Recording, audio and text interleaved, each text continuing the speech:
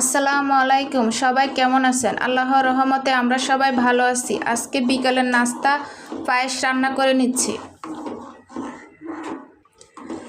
এখানে আমি দিয়েছি একটা এলাচ, একটা দারচিনি, একটা লং, একটা তেজপাতা দিয়ে ভালোভাবে চাল দিয়ে নাড়তে হবে। এখন একটু গুঁড়া দুধ দিয়ে দিব, আবার ভালোভাবে নাড়তে হবে।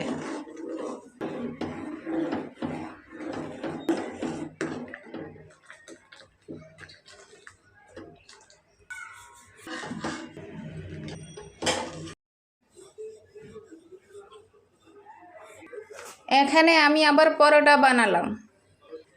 পায়েস রান্না শেষ করে ফেললাম।